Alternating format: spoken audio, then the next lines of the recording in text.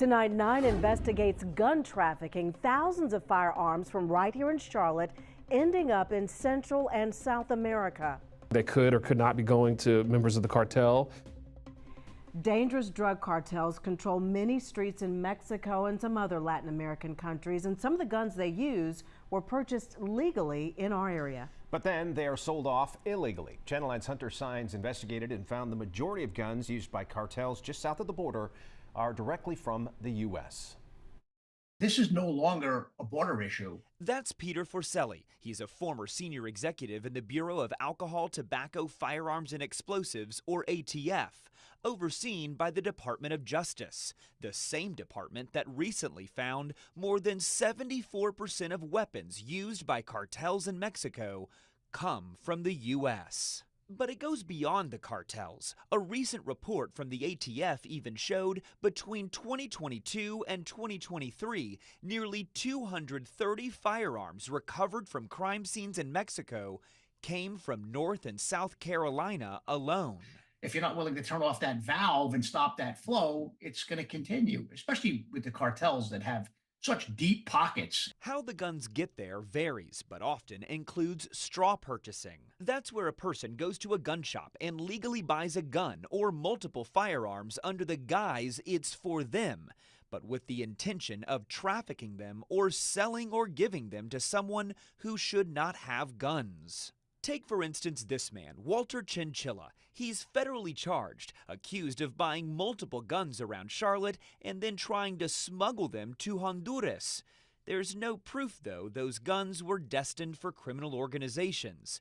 But according to a criminal complaint, last year, Customs and Border Protection intercepted 6 handguns and several magazines at the Port of Miami.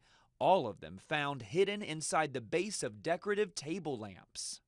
Investigators say 4 of the guns were bought in the Charlotte area, including 2 at this gun shop in Matthews, where Chinchilla was allegedly seen on surveillance video with 2 other men receiving cash before the purchase. According to federal prosecutors, in October, Chinchilla met with an undercover officer here at the Isle Pawn Shop in Mooresville. Investigators say it's where he agreed to buy 2 firearms for that undercover officer, but it didn't stop there.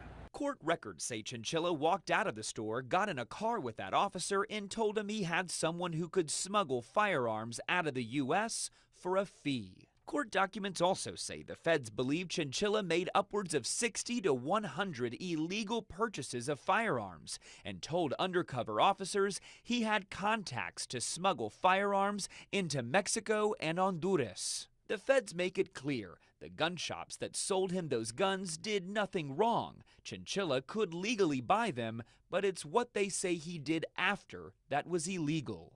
Is gun trafficking a problem in our community?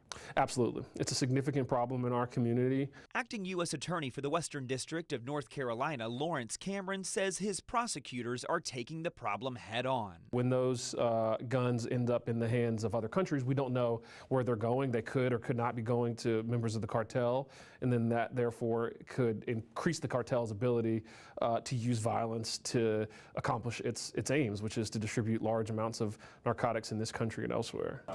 Licensed gun shops around Charlotte, like at Hyatt Coin and Gun, say straw purchasing has long been a problem. It is something that we see on, not just a weekly basis, but a day-to-day basis. Neil Connor is the general manager and says it's something his staff takes seriously.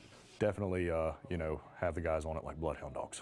They're kind of always poised. They're watching body language. They're watching behavior. It's why customers also see these signs around the shop. Don't lie for the other guy. I'm trying to, make sure that you don't violate the law. Many of them even spelling out the time that you could serve in prison for being a straw purchaser.